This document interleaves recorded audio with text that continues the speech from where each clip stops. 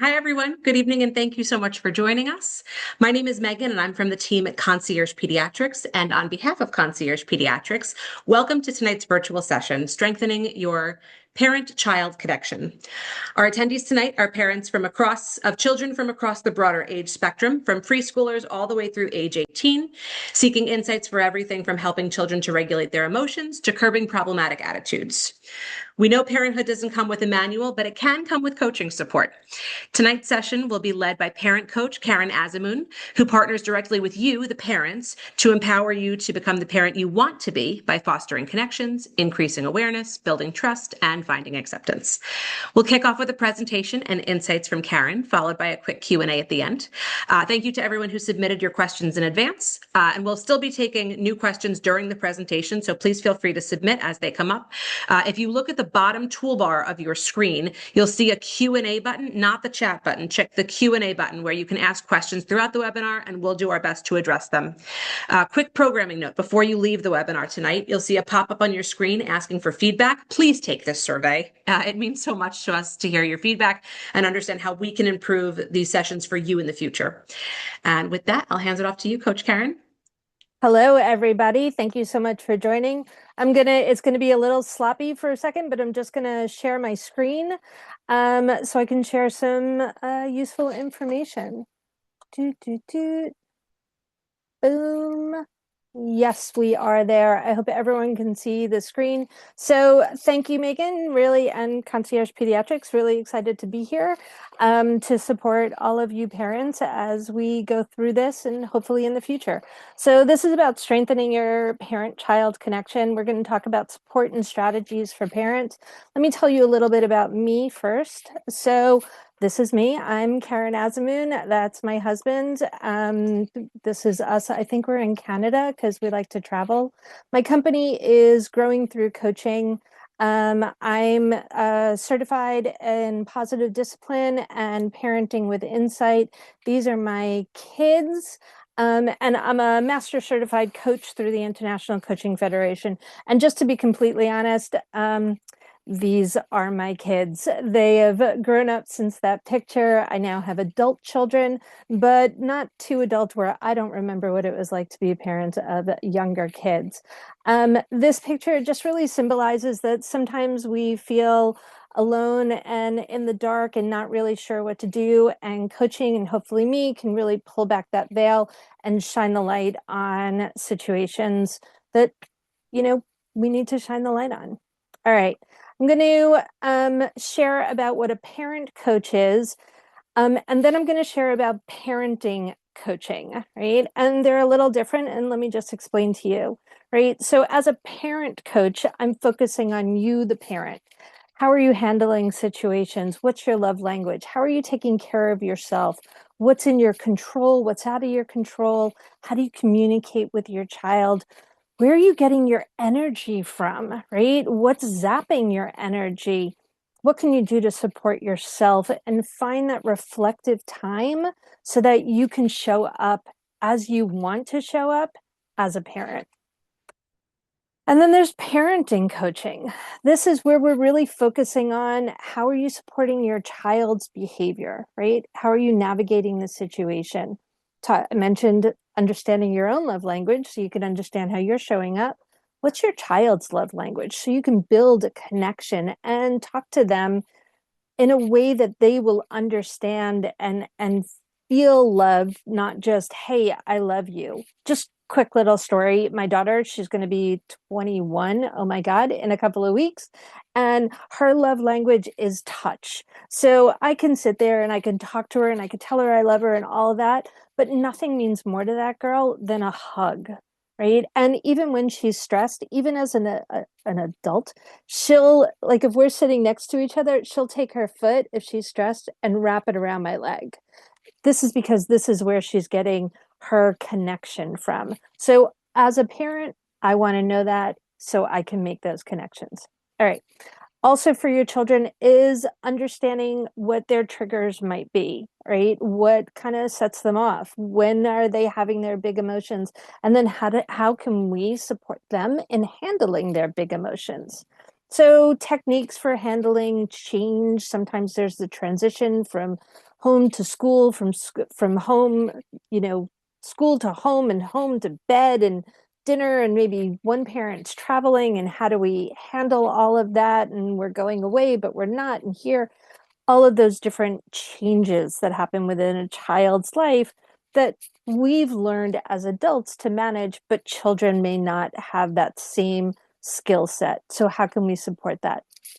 And then, as Megan said, unfortunately, parenting does not come with, a manual, but we can help build some tools for you that will help support you as you continue to show up as the parent you want to be.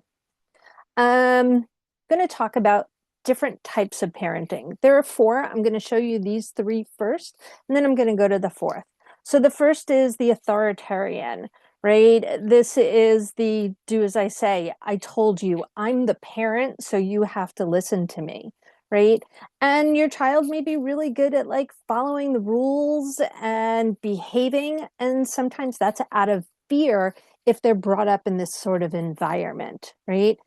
What you may get from a child who's brought up in this environment is resentfulness and revenge and sneakiness and retreat. And the retreat always like makes me really concerned for the child, because sometimes they're retreating and they're being sneaky, like, oh, I'm just not going to tell you. And sometimes they're retreating because they don't feel worthy anymore. And we never want our children to not feel that sense of self-worth, right? So that's the authoritarian. You may recognize some of this because I think we all have all of these in our strategies. Sometimes you just like, just do it because I know it's the right thing to do, so just do it.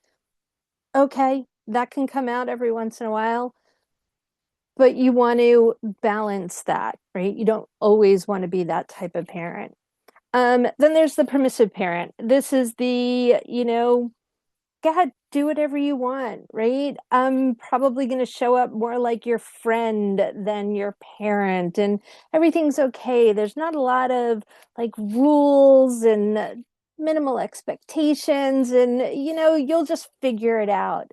And these children tend to have some pretty good self-esteem because they've accomplished a lot on their own, and some really good social skills because they've had to get out there and talk to people and get things solved. So they're problem solvers.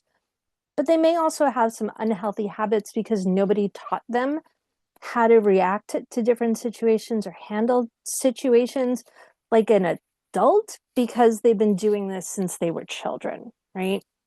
Nobody walked them through it. And again, you may see some of this, you're on your phone, you got work, you stick the kids in front of the television, it's all okay, right? But again, finding that balance. A third style is the very uninvolved. So this is really detached, hands off. We're not going to communicate too much. It's like, I'm not going to go to your game. I'm doing my own thing. I got to work out. You are going to do what you want, right? Again, these children may be really resilient and self-sufficient because they had to be, right? And they may have low self-esteem and struggle with emotional regulations and connections to others because nobody's really been around them to show the caring, to show the support, to show the love, right? And then there's authoritative. Don't get this mixed up with authoritarian. It's frustrating that both names are really close, but the authoritative is really like a balance, all right? It's being kind and firm. And when I say kind and firm, because I'll probably say it a few times today, kind and firm is being kind to the person, right? And firm to the situation. So it could look like if a child is like, I don't want to go to school, I'm not putting on my shoes, I don't want to do this, right? The kindness comes in, wow, I know this is really hard for you, bringing out that parental empathy. I know this is really hard for you. I know you don't want to go to school. That's the kindness. And the firmness is, and you have to put on your shoes because you're going to miss the bus and I'm not driving you. So let's go, right? Kind and firm, that balance. It's setting those clear expectations. It's it's helping them grow through different situations, right? Mistakes are learning opportunities. So it's okay that something goes wrong. You're not going to get yelled at. You're not going to get ignored for it. We're going to pay attention to it and support the child to grow in the way where they're going to be learning from whatever mistakes, whatever comes their way, right? So hopefully you'll be bringing up like confident, strong communicators, emotionally stable, independent children with a high self-esteem and maybe even a greater life satisfaction, right? I ran through that really quick. Sometimes I talk really fast, but what I want to do now is sort of switch gears and move into some topics that that some of you may be facing. And I know we have a wide range of parents. We have parents with a wide range of children's ages. So I'm going to try and talk through how each of these can be used for younger kids, middle-aged kids, and going into like the teenage years. And hopefully this will connect with you. I'm going to give you an opportunity to ask some questions at the end. We have an opportunity for you to ask some questions at the end. And if you want to connect with me afterwards, I'll be able to share how you can do that, and we can talk more about any of these things. So one of the first things I wanted to talk through is routines, right? Some kids really kind of thrive in routines, knowing what they're going to expect, knowing what is expected of them gives them a sense of security. If you have a child with ADHD like I do, then routines definitely offer a sense of comfort. You might have to switch them out every once in a while because the ADHD lets them focus on one thing for a short amount of time that works, and then you got to switch to something else that may work. But having those routines. So it's working together, right? And if you use like a routine chart or something, I highly recommend doing it with the child if they're young. And if they're a little older, let them do it on their own and then just check in on it. So when you're doing it with a younger child, or even middle age, let them decorate it how they want. Let them come up with what goes into like the bedtime routine, right? Okay, I'm going to get changed into my pajamas and you're going to read a book. Okay, that's great. You forgot about brushing your teeth, right? What about brushing your teeth? What about picking out your clothes for the next day? Oh, yes, yes, yes. And maybe it's pictures, maybe it's coloring, maybe it's in their handwriting, maybe it's something that you cut off the in a magazine. I was going to say magazine, but I feel like I'm dating myself on that already.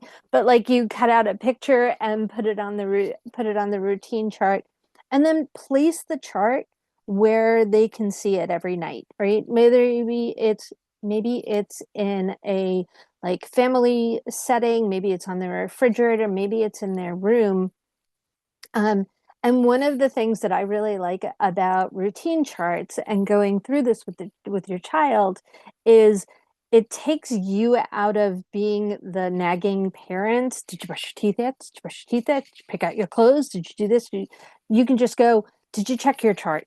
Did you check everything off that you needed to do on your chart? And some kids like the like gold star, checking it off, crossing it off, whatever, and rewrite the whole thing the next day or the next week, right? Some kids just kind of look at it and go, yep, that's fine. So figure out with your child what it is.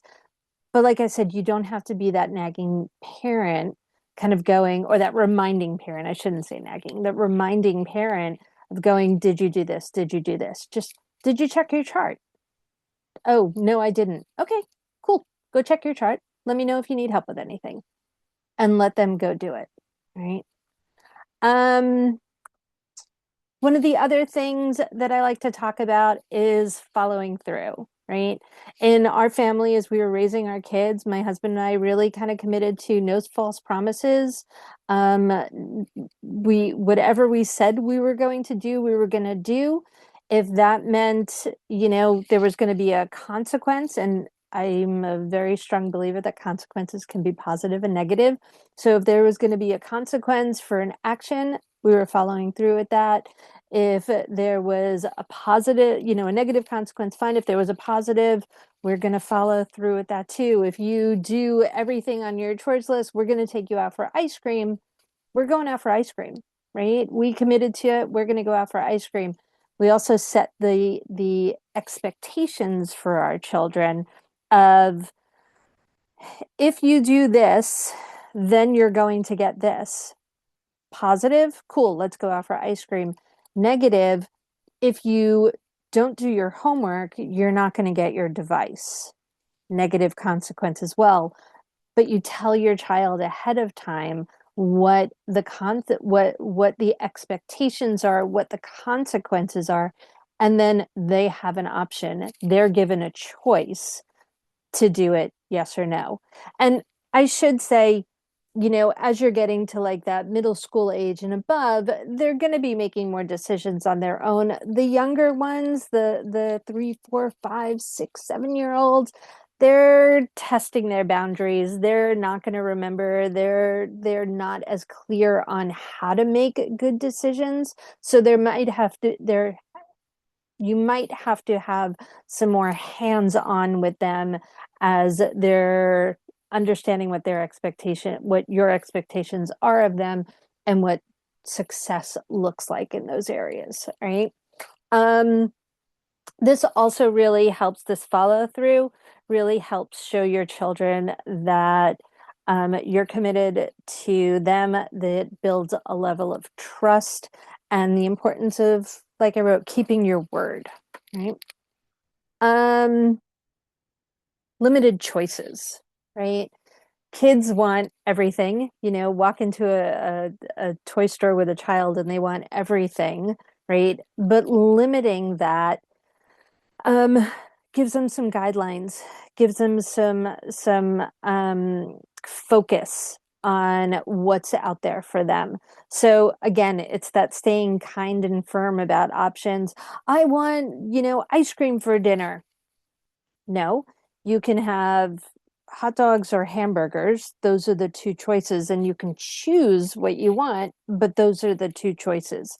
So within your limitations, giving them some options, this also allows them to make their own decisions and hugely brings supports them in their self-confidence, right?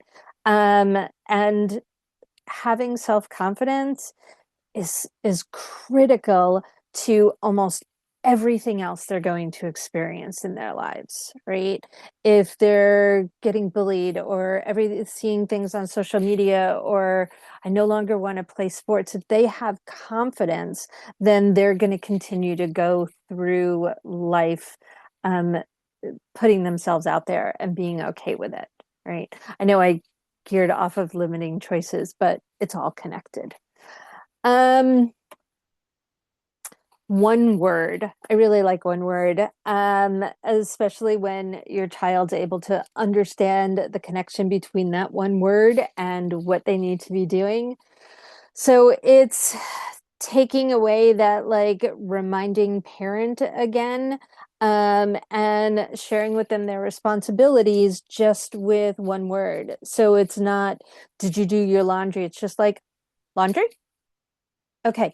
It feels less threatening, not threatening. It feels less harsh, you know? Did you do your laundry yet? Oh God, I forgot to do my laundry again. Versus laundry? Oh, right. No, I didn't do my laundry. Let me go do that now, right? It could be dishes, could be dog, garbage, routine list. I know that's two words, but you get it, right?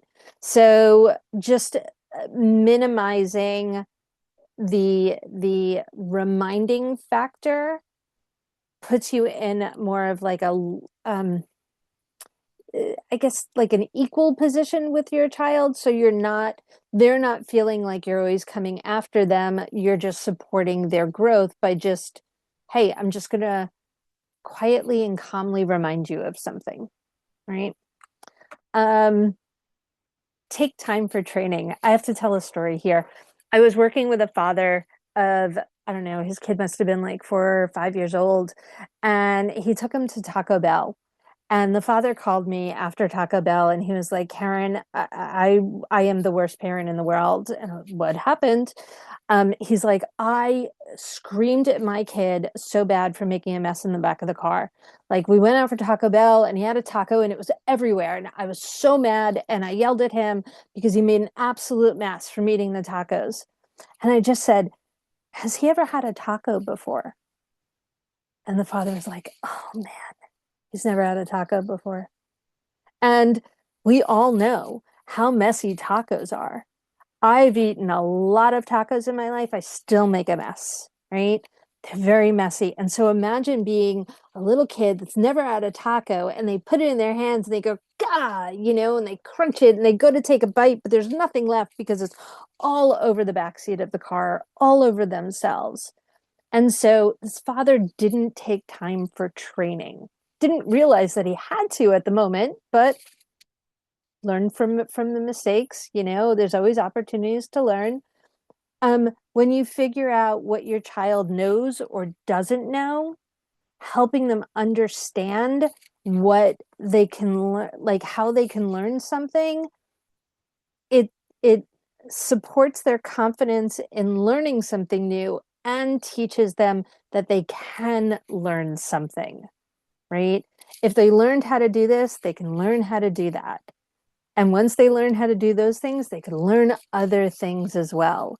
And they'll continue to have this growth mentality, right? Which is so supportive in moving through life. They'll continue to have this confidence that, okay, not only did I learn this, I learned how to learn. And that's such an important thing. So helping them, understand all of that, right, is really important. Um, Again, I probably ran through that quicker than you wanted, but I want to make sure there's plenty of time for questions. I want to share with you just some of the things of what it's like to work, um, like what you can expect from coaching and what you can expect from coaching from me. All right. So, first of all, I get it. I have two kids. They're older, but they weren't always older. And the reason I initially got into coaching was to be a parent coach, to do parenting coaching, because my kids were getting support when they were younger for a variety of different reasons, and I was not. And I was like, why isn't anyone talking to me about how I can support my children? So it was really important for me as a coach to support parents that were going through it, right? Because we all go through it as parents. We forget our worth. We forget, what's how we can show up, how to take care of these people, these little people that are depending on us, that are really struggling, right? So I've been there. This is why I got into coaching initially. This is what I love to do, supporting parents as they're supporting their children. Um, I'm here to support the parents, you guys, right? To figure out what you need so you can show up for others. There's, put your own mask on, can't pour from an empty cup. All of those things are really cool sayings and absolutely true. I am working with this one parent and she's a working mom. She's actually the primary breadwinner in the family. Her husband works too. She's got a lot of support, but still she's doing everything. And there's this like guilt of, her husband will go off and go golfing or go to the gym or go out with her friends. And she's like, no, I can't take a walk because I'm leaving the kids for 10 minutes. And we were able to sort of get through like, let your husband take care of the kids. You go take care of yourself. Whew. She's so much lighter now. She's not yelling at her kids as much. She's showing up the way she really wants to show up. So she's got the energy to support them when they're having their big emotions, when they're feeling their feelings, when they need a hug. She's not like, no, I got to rush to this, to that.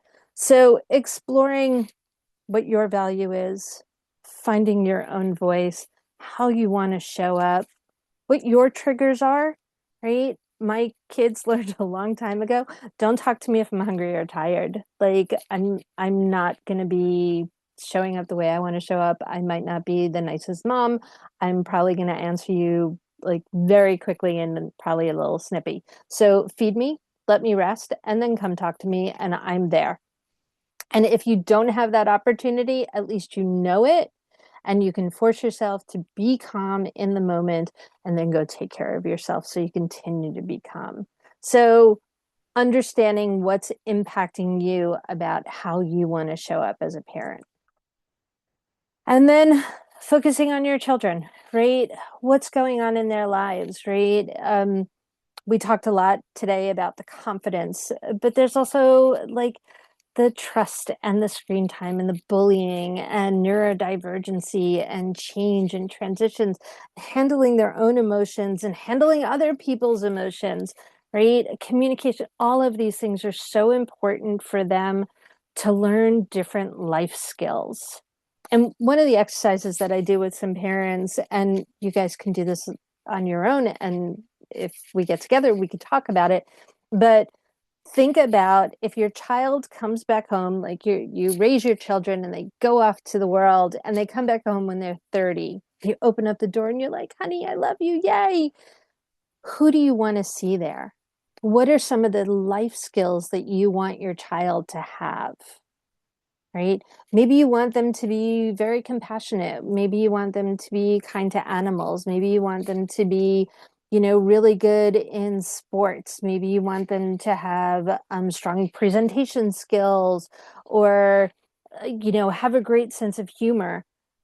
When they're younger, right? When you still have control over them, some level of control over them, that's when you can start to influence some of that behavior and do some of that training. So when they show up the door as full adults, you are seeing the person that you hope to see.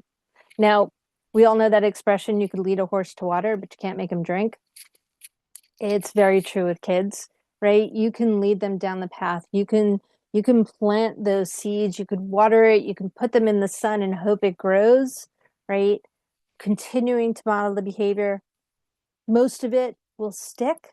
Some of it will stick later after they've gone through some of this rebellious, I'm going to check my push the boundaries first. I'm gonna, no, you don't know anything, mom and dad. You don't understand when we all went through it.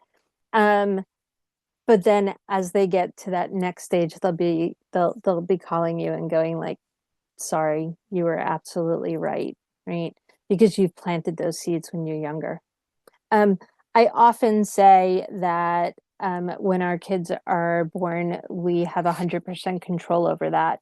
And that level of control just continues to diminish as they get older and older. And it could be really, really scary for parents to go, oh my God, I have to let go. And especially as your kids are like in high school or go to college. I got one that moved out of the house already, right?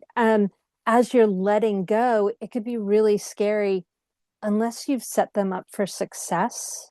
And then you're watching like this wonderful, independent, strong, good decision making person go out in the world. And you're a little less scared because you've done the work and taught them what they need to know to show up as those people. So it's as you lose the control, if you have the rest of it, you're like, I love you. Come back and visit very soon, please. And I know you're going to be okay. Um, okay. So here's me, right? I'm Caryn Azemoun. Like I said, my company is growing through coaching. If you want to take a picture from this QR code, it will take you into my calendar where you can book a free time with me, right? No obligation, no pressure, no judgment, right? We can just talk about what coaching might look like for you, some of the areas that you'd want to focus on. There's a special discount for concierge pediatric members. So if you do this, just let me know how you found me.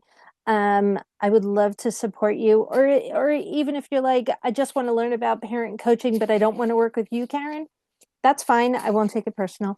That's fine. As long as you're getting the support that you need, all good. You could just reach out to me and let me know. If you don't want to use the QR code, you're going to get this presentation from Megan. Thank you. You can click on the link, you can email me or just give me a call directly. And I just have to note, I love that Growing Through Coaching and Concierge Pediatrics use the same purple. Okay, I think we're ready for some questions, and if I could figure out how to stop sharing, I will. Okay, Well done. thank you. Thank you so much. I can tell you that I personally really enjoyed that. I feel like the takeaways for me are the taco story. So interesting. I think so often we forget like kids are going through things for the first time. It's something that I'm definitely going to keep in my back pocket, as well as the one word. I love that. I said to you before we started this webinar, I have no idea how to be short-winded, and I think that's a good tool for talkers like me. Fabulous. All right, so let's dive into the Q&A. Sure. All right, we're going to start with tween girls. I have my 9-year-old girl is giving me a lot of attitude lately. Any advice for how I can handle this? Yeah. Um, so in positive discipline, there's a saying, you make a connection before making a correction. So uh, getting onto their level, understanding what is bothering them, right? Where the attitude is about. And sometimes, oh, I have like 14 thoughts in my head. So it might be because it might be they need like solo time with you as a parent, right? To really make that connection. If there's multiple kids, they might just want to be talking one-on-one. So giving them some of that special time, giving them a language that is going to work for them. There's this great feelings wheel that might help them sort of pinpoint some of the things that are bothering some of the feelings that they're feeling. um, you can get, again, I know I talked about the love language, but understand what's important to them, right? Um, and sometimes that is being there just to listen without offering advice, or just letting your child know that they can come to you when they're ready, even if that's not right now, right? And sometimes, well, sometimes always, that's really hard as a parent because we want to know what's going on so we could fix it. But our children may not want us to fix it. They just want to express it. And so giving them the chance to express what they're feeling, and then asking them what they want you to do about it. They may just go, I just want you to listen, or I don't want you to do anything about it. Or they may have a bit of an attitude, nothing, mom, right? Like, and all of that's okay, because you just want them to know that you are a safe space for them to land when they're ready to land. But see what kind of connection you can make. Ask the open-ended questions, what was really good for you today at school? What didn't work as well as you wanted to? What would you have done differently? Right? If you ask, how was school? Good. End of conversation, right? You're not going to get very far. So think about how you're asking the questions and giving them space to answer. I also want to double tap on a point that you've made twice during the presentation. And I know I'm familiar with it and I know it's quite popular, but for anyone who might not already be familiar with it, can you talk a little bit more about just the different types of love languages and how they translate to different people? I know you talked about physical touch as one of them. Yeah. So there's physical touch, there's gift giving, and that doesn't have to be, and you're gonna put me on the spot because I don't know whether Sorry. it's like the reindeer. I don't know whether I can mention all of them. But like the gift giving doesn't have to be like let's go out and buy a present. It could be, I drew you this picture, right? Words of affirmation could be like a card. Gift giving could also be like, you get to pick what movie we're going to watch on Friday night, right? Or you get to help with dinner or choose the dessert, right? It's speaking to somebody in a way that helps them feel connected, right? My husband's love language is touch. So when he's feeling down, I want to go over and give him a hug, right?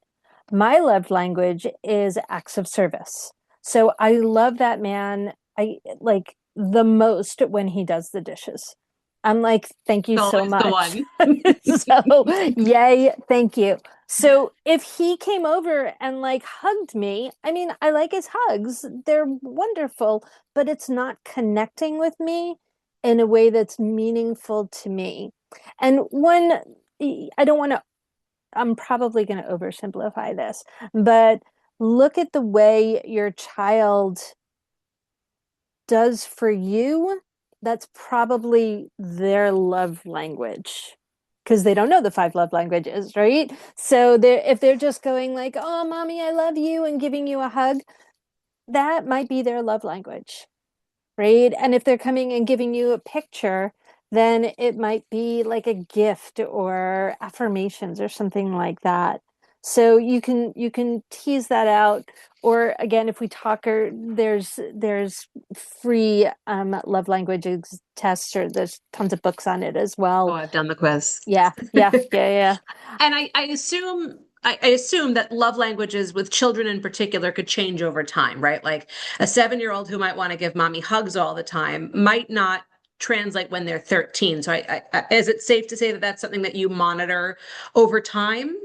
Yeah, I would probably say they might not change as much as we think they will Okay. over time because these are sort of like our core values, right? They're not going to change. Although a 13-year-old, not to generalize, but maybe a boy more than a girl is going to do the like hi and like you get Yes. the half hug with the shoulder, while they're on their phone, right? But it still might be important to them even though it's not cool to hug your mom, Right. right? Okay, that's really interesting to know. Sorry to put you on the spot. Once No, you all mentioned good. it, I was thinking more about it, so I was particularly curious. All right, next one. Can you share your favorite tips for emotional regulation and discipline strategies? Now, I'm not sure if that's for the parent or the child, so I'd love to hear your take on this from the broader spectrum. Yeah. So, from the parent's perspective, emotional regulation, take a break, right? Even if it's just, I need to step away for a minute, right? My kids have hit me with some like pretty major things while they were growing up, and I would just be like, okay, like you're safe. I'm going to walk away for a minute because I need to think about this, and I'm going to come back. And so giving yourself a moment, and it doesn't have to be like see you in 2 hours. It could just be like I'm just going to go into the other room, take 3 breaths, and I'm going to come back. Giving yourself a moment, but then making sure you come back because walking away from a child can leave them with some feelings, right? So you got to be really clear, like and I used almost these exact words when my daughter hit me with something that I was really taken aback by. I was like, I really want to be here for you, but I need to go like process this for 2 minutes. So give me a minute. And she was like, are you mad? And I was like, not at all. I'm not mad at all, but I need to just go think about this. And I'm going to come right back to you. And I walked out of her room, walked into my room. I was like, what the hell? And then I was like, okay. And I went back and I was like, okay, what do you want me to know? Right. So that level of emotional regulation for the parent, so you really can be showing up. And then for the child, again, I talked about like the feelings wheel. Understand what is going on for them. Give them a language to use it. For really little kids, I think his name is Dan Siegel.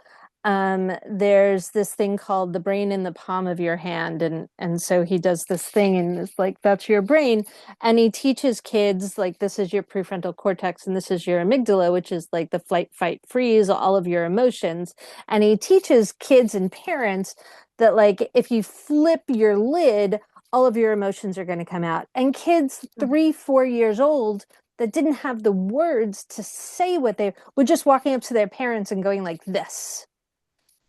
And the parents are like, okay, like your emotions are really big. So helping them through that. So identifying what the problem is, trying to get ahead of it, and then what do they need when they're in that state?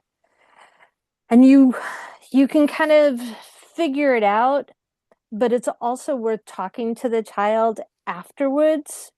Like, what did I do that worked for you? Right? Did you need a hug? Did you just want to be alone? Right? And maybe giving them some of those options in the moment. Do you just want to be alone? As long as they're going to be safe. You never leave a child alone that's not going to be safe. But like, do you want to just be alone? Is there like a cozy corner they can have? Do you just want a book, right? I wouldn't suggest giving devices because then they're not feeling their feelings. Do you want to color, like whatever it is? Do you want to write something, right? Giving them an opportunity for them to process it. Or do you want to talk? Or do you want to sit in silence? I will just sit next to you and we don't have to say a word. And then, maybe the words come out or they go, oh, I'm actually feeling kind of better now. Thank you. Yeah, Right?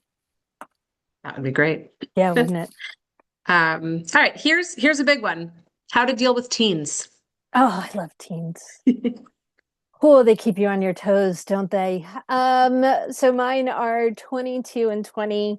My daughter still feels like a teen sometimes, though, I'll be honest.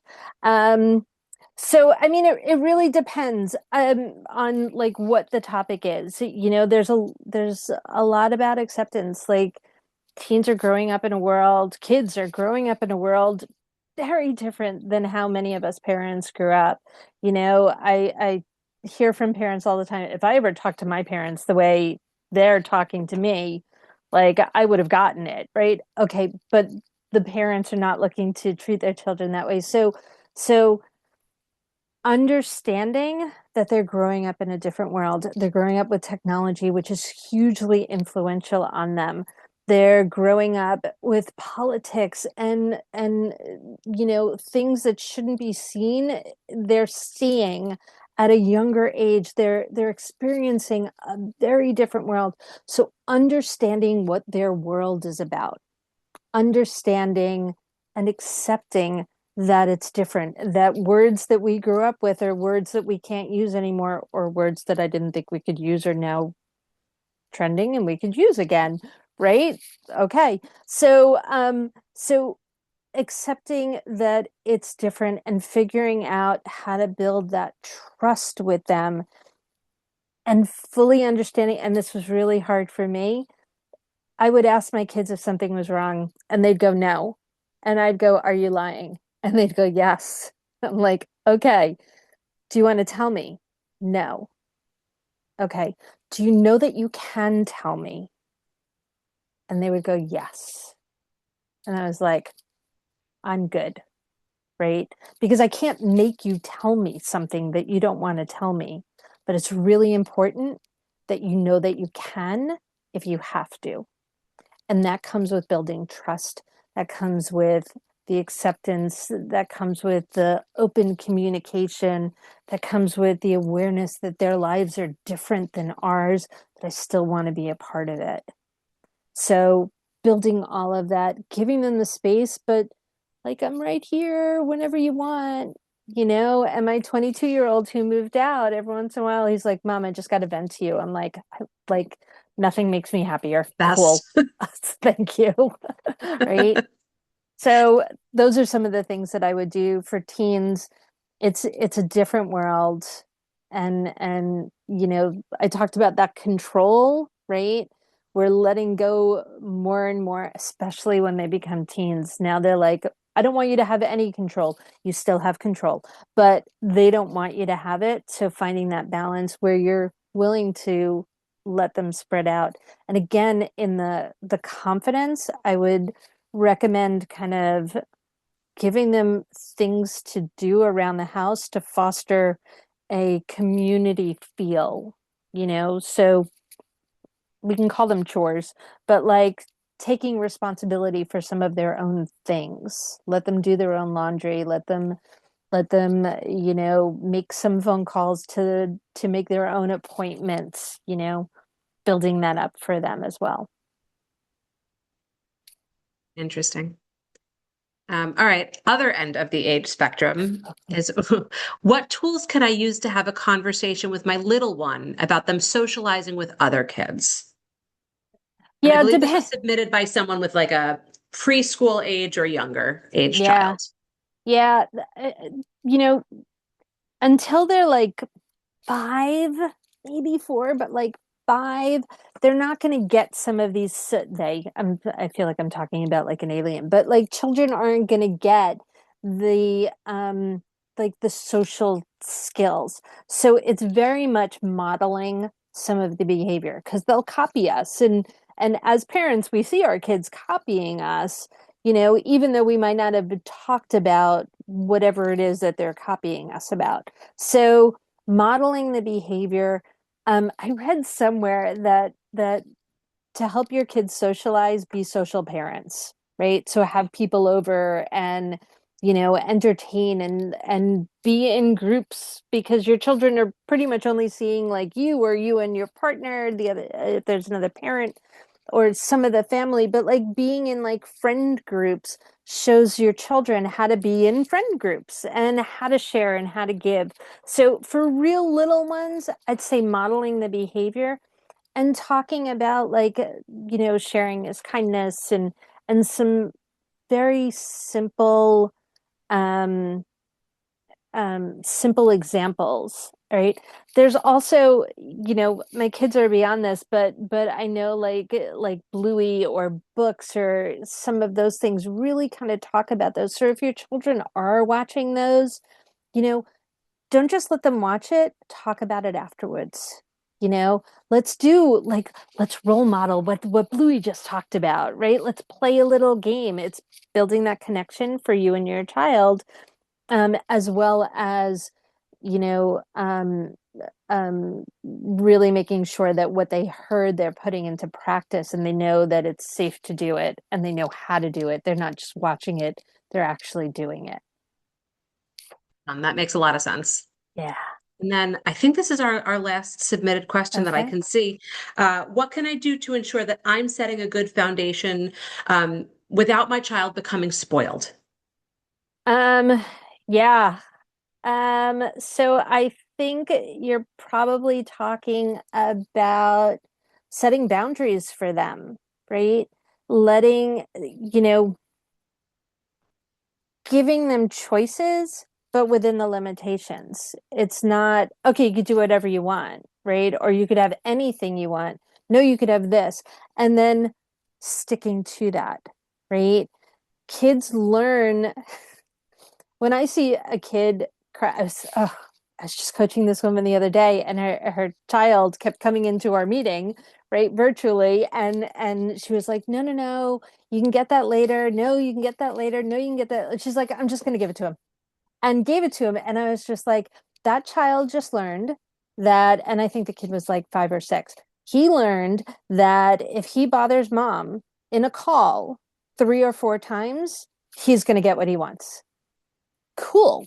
I just have to bother her enough and she'll give me what it wants. So really kind of setting the boundaries, like no means no, right? This is what's acceptable, this is what's not acceptable, and letting them earn some of it, And I I'm not a proponent for paying for chores, but I think there are things that kids can earn, right? I think chores are just being part of the community, but there are things that you can earn, right? If you, I don't know, I don't know if I could think of one, but like, what can you earn? Like, if you were nicer, you were just a really good person, didn't have a attitude and like focused in school or whatever else it is, then you can earn this. About But a special chore, something that goes beyond your typical yeah, expectations. Would that fit the bill? you can, as long as you set the expectations for it, right? It's not something that you would want to do. Hey, if you help me paint the fence, then we're going to go out for lunch. We're going to go out for ice cream, right? Or you get to pick the movie or something like that. So there could always do those. Hey, if you help me around the house, I'd be paying somebody else to do it. I'm gonna, throw you a couple of bucks where you can, if they're older kids, where you can go buy the video game or whatever it is. But avoiding the spoiled part means putting some limitations on that and not giving in, right? No false promises, staying true to your boundary as a parent. It also builds their respect for you as a parent, and they'll understand what you mean by your word. If you start giving in or they're just having expectations, well, everybody else's family is doing this. That's great. That's their family. We're not, that's not us, right? And setting those expectations. All right. Yeah. That's great. Let me just check and make sure we didn't get any new ones. They're obviously we're speaking. Nope, we're good. All Okay. right. Well, I guess that covers everything. I just want to say we're so grateful at Concierge Pediatrics to have you as an expert resource for our members and Thank for the broader you. community. For everyone attending tonight, we really hope the information that you got is something that you can implement into your routines right away. If you're looking for additional support, you can connect with Coach Caryn. You can Yep. go to her website, growingthroughcoaching.com, but preferred is to use this Calendly link or the phone number or the email address Yep. so that she can connect directly with you. So you have multiple things available to you. Um, Coach Caryn, any parting words? I just want to thank Concierge Pediatrics for helping me to get the word out, for partnering with me. I think what you guys are doing great. Thank you, Megan. And good luck to all of the parents. If I can support you in any way, shape, or form, I'm here just to talk, to meet, to work together, or just to learn more about it. But you got this. There's this great quote, I think, by Susan Collins, where she said, "There's no such thing as a perfect parent. So just be a real one." And that's what I hope you will all be. I love that. Amazing. If anyone wants to watch this webinar again, we will have it on our website, conciergepediatrics.com. Should have it up by Monday. Just go to the communications tab, click events. We should have the link. It'll live on YouTube. And of course, we'll be sending out a recap email that also includes the video recording. So please feel free to share this with anybody who you think might benefit from it. But otherwise, thank you so much for coming and everyone have a really nice night. Thank you. Bye. Coach Caryn.